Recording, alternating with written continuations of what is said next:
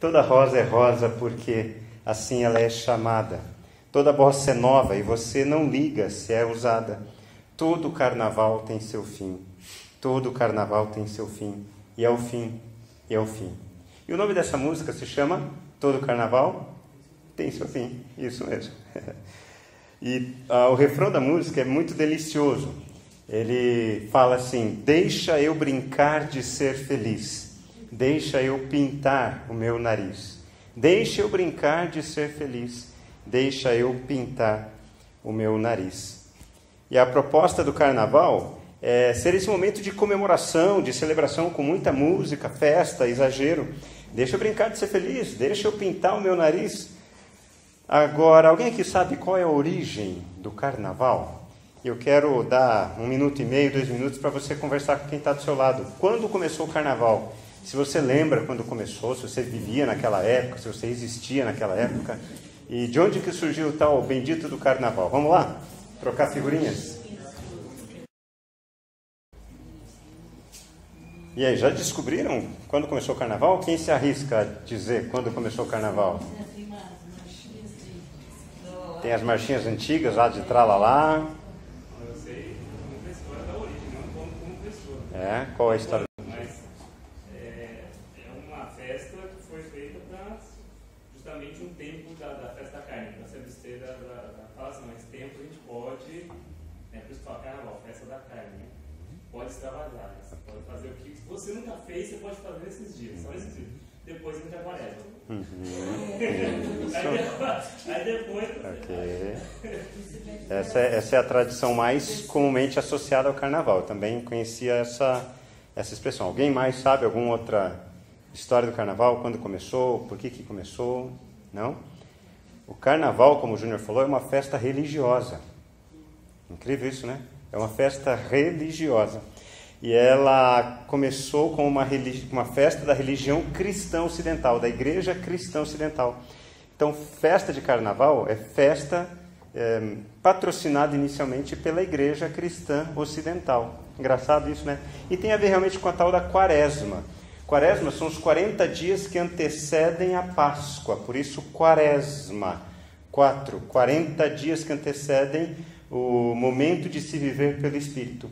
E antes de se viver pelo Espírito, você passa por esses 40 dias, que o início dos 40 dias é exatamente a quarta-feira de cinzas. Então tem o carnaval na terça, a quarta-feira de cinzas na quarta, que é para você se arrepender dos seus pecados, e aí você começa 40 dias de purificação, de penitência, para poder estar então em dia com Deus. Eu também tinha aprendido que carnaval é isso, é festa da carne, mas não. Carnaval vem do latim carne levare, e significa remover a carne. Então o carnaval era uma festa religiosa, cristã, ocidental, católica, para promover a purificação das pessoas, ok? E começava na quarta-feira de cinzas o período da quaresma, mas o carnaval era esse momento da pessoa realmente se livrar de tudo aquilo que não era considerado bom, considerado santo na vida delas. Mas aí, carnaval chega no Brasil e você sabe como é que é, né? A gente precisa ser estudado pela NASA mesmo. Aí vira essa bagunça. Carnaval virou uma expressão cultural cheia de cores, de música e de exageros. E aí se tornou uma desculpa para as pessoas poderem realizar todo tipo de comportamento que até então não realizavam. Já que vamos ter 40 dias de abstinência, vamos então aproveitar e pôr tudo a perder, pôr tudo ao máximo. Nos vestir de maneira que a gente não se vestia, nos comportar de maneira que nós não nos comportávamos, e por aí vai. Eu era estudante do seminário, e no sábado de carnaval, a gente combinou de jogar futebol em um lugar e depois almoçar juntos. Então os alunos se reuniram, jogamos futebol pela manhã, e daí um dos alunos estava com vontade de comer costela, no sábado de carnaval. E pronto, vamos então ver onde é que a gente encontra. Aliás, foi na quarta-feira de cinzas. A gente foi jogar futebol e daí fomos tentar encontrar uma churrascaria aberta. E quem disse que tinha churrascaria aberta na quarta-feira de cinzas? Era impossível, porque é o período que você se santifica da carne. Você não pode, você que é católico, você não pode comer carne durante 40 dias. Até que a gente achou uma churrascaria que por acaso estava aberta, que não era de católicos, e comemos a tal da costela. mas foi um parto, foi um sufoco a gente encontrar. Carnaval, então, envolve isso. Deixa eu brincar de ser feliz, deixa eu pintar o meu nariz. E a nossa reflexão de hoje é um episódio único, onde nós vamos comparar a celebração da humanidade caída, por um lado, e a celebração da humanidade redimida, por outro lado. De um lado, o anseio caído de tentar ser feliz a todo custo. E de outro lado, o anseio de uma vida feliz pela forma como se vive a vida. E a reflexão de hoje vai ser baseada em Apocalipse, capítulo 7, versículos 9 a 17. Apocalipse, capítulo 7, versículos 9 a 17. E diz assim a palavra do Senhor. Depois disso, eu vi uma imensa multidão, grande demais para ser contada, de todas as nações, tribos, povos e línguas, em pé, diante do trono e diante do Cordeiro. Usavam vestes brancas e seguravam ramos de palmeiras. E gritavam com grande estrondo: a salvação vem de nosso Deus, que está assentado no trono, e do Cordeiro. E todos os anjos estavam em pé ao redor do trono, dos anciãos e dos 4 seres vivos. Prostraram-se com o rosto em terra diante do trono e adoraram a Deus, cantando: Amém! Louvor e glória e sabedoria, gratidão e honra, força e poder pertencem ao nosso Deus para todos sempre. Amém. Então um dos anciãos me perguntou: quem são estes vestidos de branco?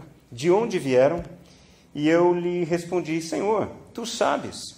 E ele disse: são aqueles que vieram da grande tribulação, lavaram e branquearam suas vestes no sangue do Cordeiro. Por isso estão diante do trono de Deus e dia e noite o servem em seu templo. E aquele que se senta no trono lhes dará abrigo. Nunca mais terão fome nem sede, e o calor do sol nunca mais os queimará. Pois o Cordeiro que está no centro do trono será seu pastor, e ele os guiará às fontes de água viva. E Deus enxugará de seus olhos toda lágrima. Minha esposa conta que quando ela era adolescente, para ela poder ficar firme na fé, ela tirava alguns períodos de ler o texto do Apocalipse, para poder ficar com bastante medo, para não se desviar do caminho de Deus. Porque realmente é um texto esquisito, um texto diferente para a gente, né? Texto cheio de figuras mitológicas, figuras muito diferentes, a besta que emerge do mar, a besta que emerge da terra, o dragão, aquele bicho com 7 cabeças e diademas. Então a gente fica realmente, quando lê aquilo e é mais novo, fica assustado. Só que o livro do Apocalipse, ele foi um livro escrito para um momento histórico muito importante no qual a igreja estava passando por profunda perseguição. Então, a maior parte do que foi escrito no Apocalipse tinha a ver com a mensagem do Espírito para a igreja naquele momento. Tanto que o início do Apocalipse começa com as 7 cartas de Cristo às igrejas do Apocalipse. E depois continua falando para essa igreja que está especificamente no Império Romano, sofrendo profunda perseguição. Nesse período, o imperador romano ele quis restaurar a tradicional religião romana, como uma forma de influência política sobre todo o império. E com isso ele perseguiu duramente toda e qualquer manifestação religiosa que se opusesse à religião romana. E diante desse quadro nós temos aqui João, o apóstolo do amor, que foi exilado para a ilha de Patmos. Por quê? Porque ele anunciava uma religião diferente da religião romana. Ele dizia que César não era Senhor, ele dizia que Jesus era Senhor. E por isso ele foi exilado. E nesse exílio ele teve essa visão. E nessa visão ele começa a enxergar o momento que a igreja está passando. O império está exercendo profunda perseguição contra a igreja. Império, imperialismo. Esse é um assunto que gera profundos debates, ainda hoje. Esquerda, do lado da esquerda nós temos os impérios ditatoriais. Aqui na América Latina, ali no Sudeste Asiático. Só que pela direita nós temos também outras formas de imperialismo. Os grandes impérios que surgiram, o Império Britânico, onde o sol não se punha, porque ele exercia domínio sobre vasto território do mundo inteiro. O Império Americano, o Império Estadunidense, que hoje ainda exerce profundas influências em todo o mundo. E as duas formas de imperialismo, sejam ditaduras de esquerda, ou seja, democracias imperialistas, elas são as duas faces de uma mesma moeda. O ser humano caído. Porque tanto a ditadura de esquerda, ou as ditaduras de esquerda, quanto os imperialismos de direita, têm como objetivo único acumular riquezas a partir da opressão que exerce sobre o trabalho das pessoas. Todos, tanto de esquerda quanto de direita. Os discursos são diferentes, mas os objetivos são os mesmos. Quem está no poder precisa aumentar a riqueza, e só aumenta a riqueza a partir da utilização de mão de obra, e mão de obra do povo. Porque o problema não é político, percebam? O problema é o ser humano caído. Nós estamos distantes de Deus. E não importa qual modelo político ou econômico a gente escolha, sempre estará fadado ao fracasso por causa da gente. E alguns números vão ajudar você a entender melhor isso, tá? De que forma o imperialismo de direita, ele se impõe dessa maneira tão pesada. Por exemplo, os Estados Unidos da América, eles detêm 20% da riqueza mundial. 20% da riqueza do mundo está em um único país. E esse país, Estados Unidos da América, ele tem apenas 5% da população mundial. Muita riqueza concentrada na mão de poucos. A cada 7 segundos, uma criança com menos de 5 anos morre de fome no mundo. Preste bem atenção. A cada 7 segundos, dados da Organização Mundial da Saúde, a cada 7 segundos uma criança com menos de 5 anos morre de fome no mundo, enquanto os habitantes dos Estados Unidos jogam fora 14% da comida que compram. Isso é império. Quase 1 bilhão de pessoas ao redor do mundo sobrevive com menos de $1 por dia. Outros 2,5 bilhões de pessoas vivem no mundo com menos de $2 por dia. E, por outro lado, um adolescente médio norte-americano gasta $150 por semana. Isso é império. Percebem? Isso é imperialismo.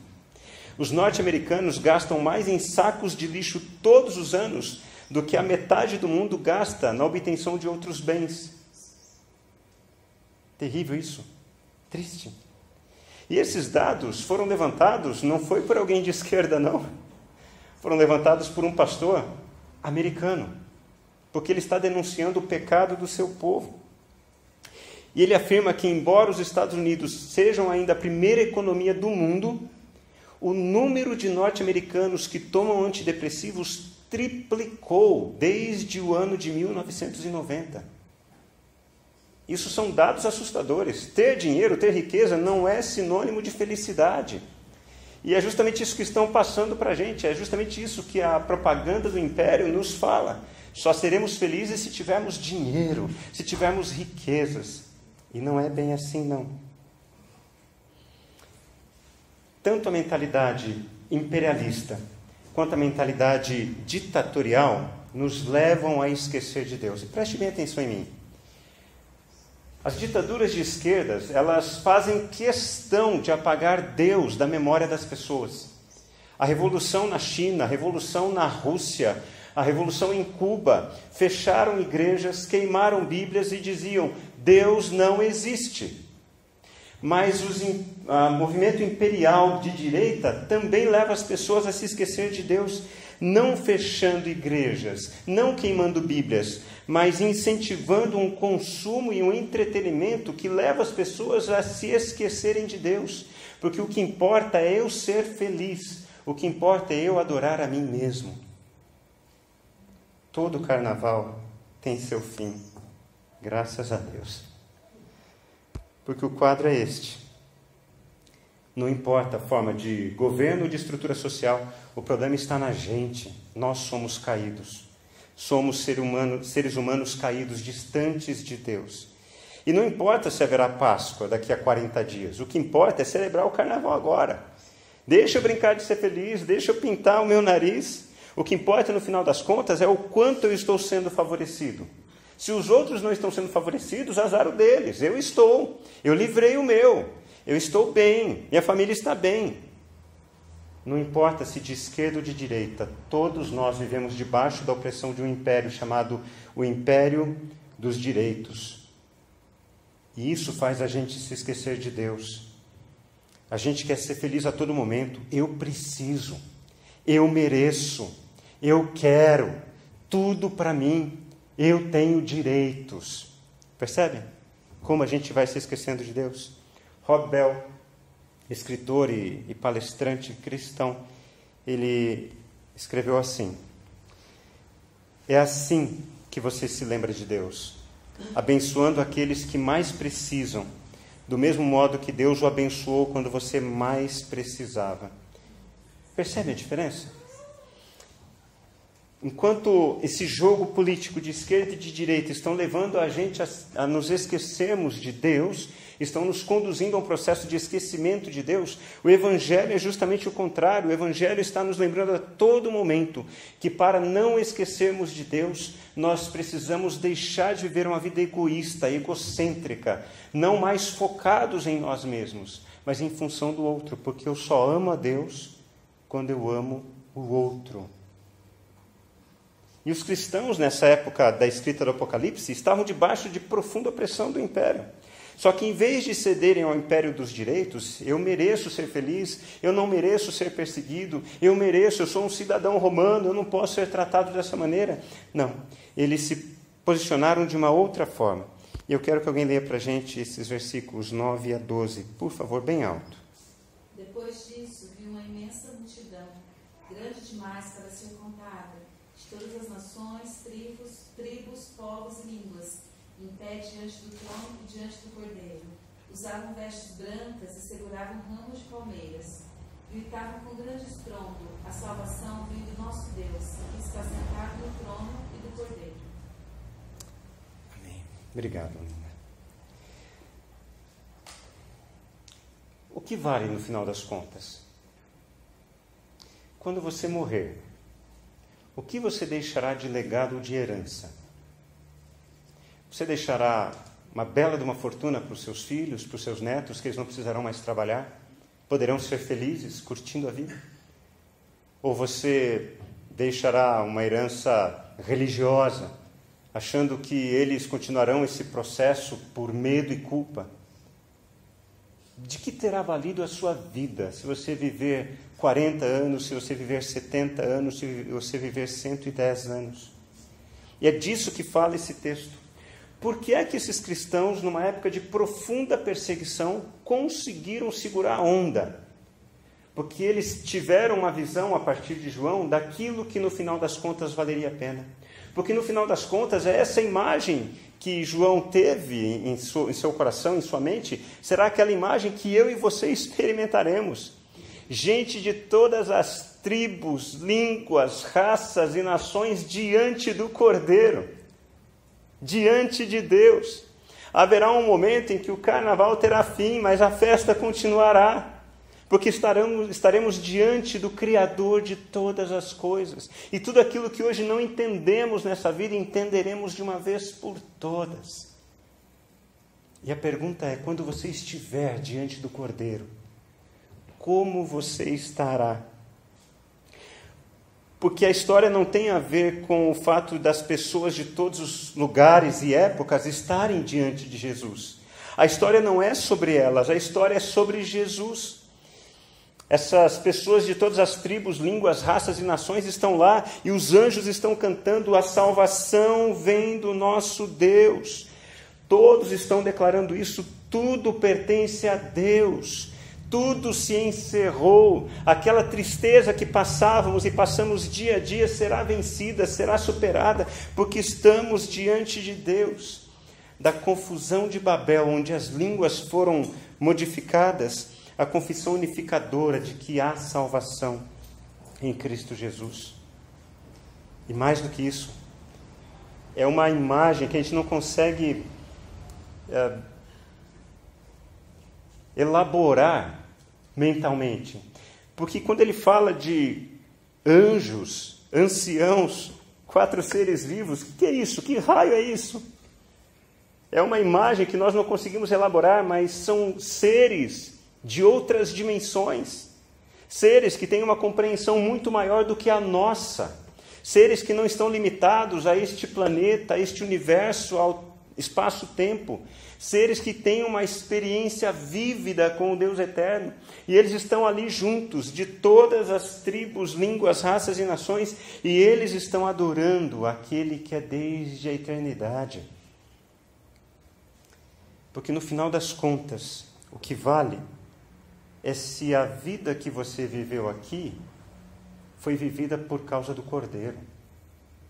O que importa não é a intensidade que você teve de vida aqui. O que importa não é a quantidade de tempo que você teve aqui. O que importa é se a vida que você viveu aqui, viveu em função do Cordeiro. Porque no final das contas estaremos todos ao redor do Cordeiro. Há um poema escrito por uma cristã, muito lindo. É a pregação mais poderosa que pode ter. Quando você está lutando, quando está machucado, ferido, mancando, duvidando, questionando, mal se aguentando, a poucos instantes de mais uma recaída, e alguém consegue identificar-se com você, alguém conhece as tentações que batem à sua porta, já sentiu a dor que você está sentindo, e é capaz de olhar nos seus olhos e dizer, eu também. E se essa pessoa falar sério, isso pode salvar você. Quando não o julgam, nem lhe passam um sermão, quando não medem da cabeça aos pés, mas demonstram entender, saber como é, e lhe dizem que você não está sozinho. Isso é, eu também. Paulo não diz, para com os fortes eu tornei-me forte. Ele diz, para com os fracos eu me tornei fraco. Quem vive nessa dimensão compreende que o poder da ceia vem da fraqueza e não da força. Lindo, lindo poema. E qual é a característica de gente do tipo eu também? Nós encontramos nos versículos 13 a 15. Quem pode ler para a gente, por favor? Então um dos anciãos lhe perguntou, quem são esses vestidos de branco? De onde vieram? Eu lhe respondi, Senhor, tu sabes. E ele disse, são aqueles que vieram da grande tribulação, lavaram e branquearam suas vestes do sangue do Cordeiro. Por isso estão diante do trono de Deus, dia e noite o servem em seu templo. E aquele que se senta no trono lhe dará a vida. Isso. Obrigado, Edinalva. Qual é a característica de gente tipo eu também? É gente que passou pela grande tribulação. E aí, gente, a gente passa pelas influências da nossa educação numa igreja evangélica, qualquer que tenha sido. A gente foi ensinado e é profundamente massacrado com a visão de que haverá um tempo de grande tribulação, que serão 7 anos divididos em 2 períodos de 3 anos e meio.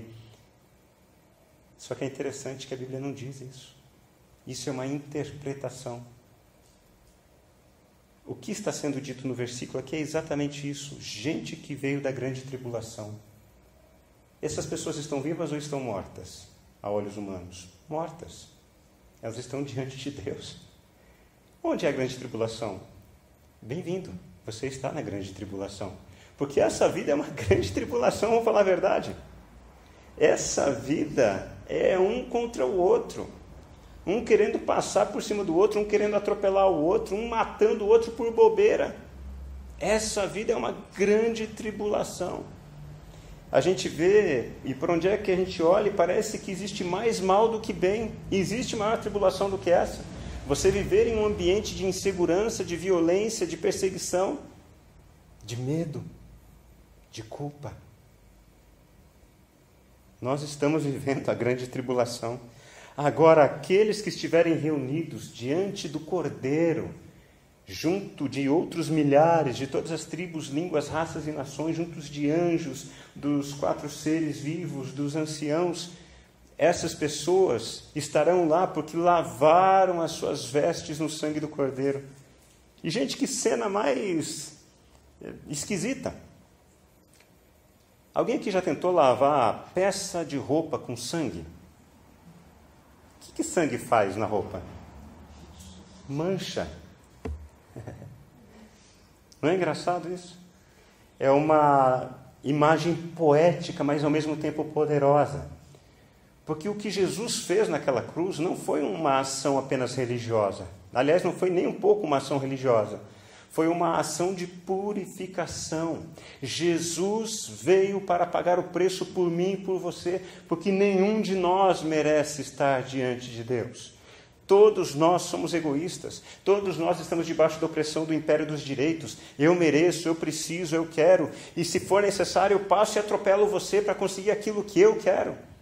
Se for necessário, eu tiro de você para ter para mim.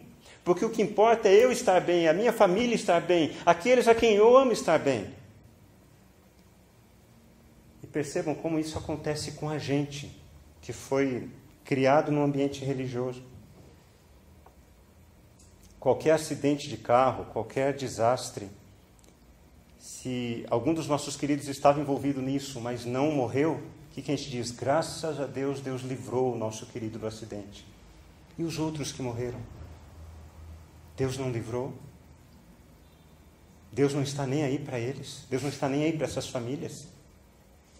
Percebam que nós acabamos nos tornando profundamente insensíveis à dor do outro. Acabamos nos tornando profundamente indiferentes ao sofrimento do outro. Porque achamos que por estarmos numa igreja, somos preferidos de Deus. Sair da grande tribulação e ter as suas vestes limpas no sangue do Cordeiro é isso.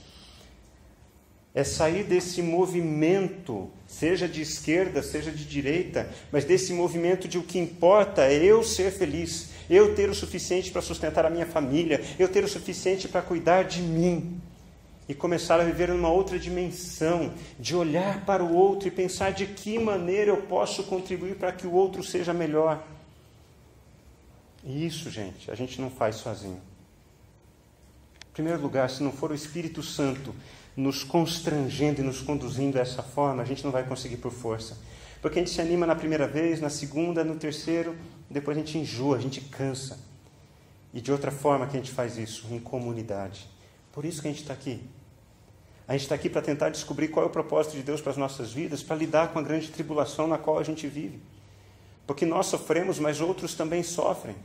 E de que forma a gente pode se juntar sendo pessoas machucadas, pessoas feridas, pessoas pecadoras, mas redimidas no sangue do Cordeiro, para que a gente promova uma mudança profunda e duradoura em nossa cidade, para que pessoas sejam alcançadas com esse evangelho que liberta, esse evangelho que cura. Porque este nosso mundo é uma grande tribulação. Ele produz intensas e imensas injustiças. Não há um sistema político, seja de esquerda, seja de direita, que colocará ordem no nosso mundo. Não há. O único que pode colocar ordem no mundo é o reino de Deus. E a manifestação de Jesus Cristo a partir do corpo dele, que somos nós. Pense comigo rapidamente. Quando Jesus esteve nesta terra, ele tinha um corpo. E o que ele fazia com esse corpo dele? O que ele fazia? Me ajudem. O quê? Ele caminhava. O que mais que ele fazia? Ele falava, que mais? Comia, bebia, que mais? Ensinava. Só com gente boa ele andava? Com gente que precisava. Aí Jesus morre, Jesus ressuscita e ele deixa um corpo novo agora. Cadê o corpo de Jesus agora neste lugar, neste planeta? Onde está? Nós. E se nós somos o corpo de Cristo, esse mesmo corpo que acolhia os feridos, que dava alimento para os famintos, que se relacionava com pecadores, com gente de toda a natureza, o que nós estamos fazendo? Estamos vivendo como Jesus? Ou estamos vivendo como religiosos? Nós estamos saindo em direção às pessoas ou estamos dizendo para as pessoas, venham até nós? Estamos comendo e bebendo na casa deles? Ou estamos falando assim, nem se envolva com esse tipo de gente porque não merece? Vocês percebem como a gente está distante daquilo que deveria ser? E uma das coisas que mais me deixa triste é que o modelo religioso ele é um dos patrocinadores da grande tribulação. A grande Babilônia é o sistema religioso, é a religião. Mas um dia a grande Babilônia há de cair. E as pessoas terão um encontro real com Deus. nós estamos na grande tribulação. E a única forma de vencermos a grande tribulação é lavarmos as nossas vestes, ou seja, os nossos comportamentos, a maneira como a gente caminha, a maneira como a gente se porta. E como é que a gente faz isso? Sendo lavados pelo sangue do Cordeiro, assumindo sobre nós o sacrifício que foi feito naquela cruz, ao ponto de nos renovar, renovar mente, renovar coração, renovar a vida. Então agora não é mais viver para ser feliz, não é mais viver para aproveitar cada momento, não é viver para enriquecer, para conquistar o mundo, para deixar a minha família estável. É viver para a glória de Deus. É viver para que mais pessoas componham essa imagem do final de tudo. Pessoas de todas as tribos, línguas, raças e nações estejam lá. E para terminar, eu quero pedir que alguém leia os últimos versículos 16 e 17. Nunca mais terão fome, nem sede, e o calor do sol nunca mais os queimará, pois o Cordeiro que está no centro do trono será seu pastor. Ele os guiará às fontes de água viva, e Deus enxugará de seus olhos toda lágrima. Obrigado, Vitória. Nunca mais terão fome e sede. É a citação de dois outros textos, um dos evangelhos, um dos profetas. Nos evangelhos, naquilo que a gente chama do Sermão da Montanha, Jesus diz assim: bem-aventurados os que têm fome e sede de justiça, porque serão saciados. Porque uma coisa é eu ter fome de justiça daquilo que eu acho que eu fui injustiçado. Isso qualquer um tem. Agora, quando você vê situações deploráveis, situações complicadas, como o que aconteceu em Brumadinho, e você ficar indiferente a isso, porque não afeta você, não afeta ninguém da sua família, isso só revela o quanto você está imerso nesse sistema anticristo. O quanto você ainda não foi lavado pelo sangue do Cordeiro na sua mentalidade, no seu coração, nas suas atitudes. É buscar justiça. É querer ser usado por Deus para promover justiça onde há injustiça. Não precisamos ir muito longe, não. Famílias de venezuelanos que estão vindo aqui para Mogi das Cruzes. Você já visitou algum lar de crianças órfãs aqui em Mogi? A gente teve o privilégio, ano passado, o Guilherme foi com a gente. 2 espíritas levaram a mim, a Letéia e o Caio, depois a gente levou o Guilherme. Espíritas fazem isso, por outros motivos, mas levaram. E a gente foi lá e, gente, é um lugar carente de amor. A gente chegar lá e crianças pequenas virem, abraçarem você e não largarem mais você, porque não tem isso na vida. Se isso não mexe com o seu coração, você precisa repensar profundamente como está a sua vida com Jesus. Se você não se incomoda com as milhares de injustiças que acontecem dia a dia em nossa cidade e não se dispor diante de Deus para ser peça da resposta de Deus para essa cidade, você ainda não entendeu o que é se converter a Cristo. Você se converteu a uma religião, você se converteu a uma maneira de pensar, mas não a Cristo. Porque gente que se reúne ao redor do Cordeiro não terá mais sede, não terá mais fome, porque serão saciados. E é uma citação também de Isaías 49, quando o povo está voltando do exílio, do cativeiro. O povo era escravo e agora está voltando para sua casa. E a promessa é essa: quando a gente se sente em casa, a gente não sente mais fome e mais sede.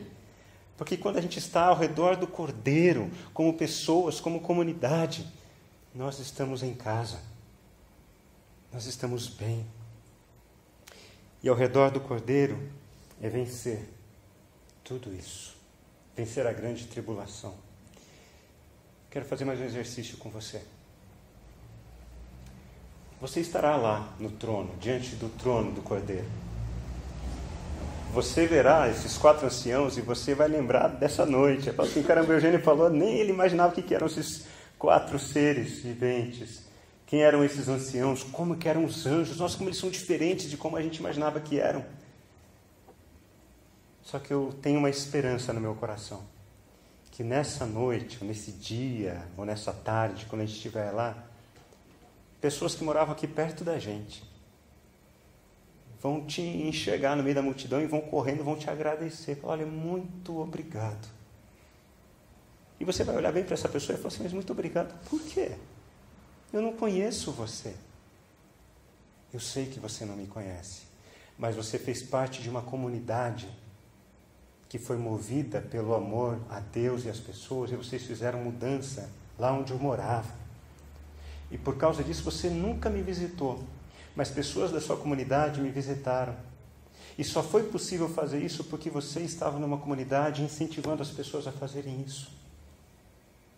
Você consegue imaginar isso? Quantas pessoas estarão diante do Cordeiro por causa da tua fidelidade a Deus nessa comunidade? Você consegue imaginar isso? Isso vale a pena viver. Para isso vale a pena viver. Não gaste o seu tempo correndo atrás do que vai se perder depois que você morrer. E a pergunta que vem a todos nós é essa, é a pergunta que muitas vezes vem a mim. Quem sou eu para fazer alguma mudança? Mas às vezes a pequena mudança de uma pessoa, somada à pequena mudança de outra pessoa, somada à pequena mudança de outra pessoa, promove uma linda sinfonia. Gestos, quando somados por pessoas diferentes, pode provocar uma linda melodia e pode transformar o ambiente ao seu redor.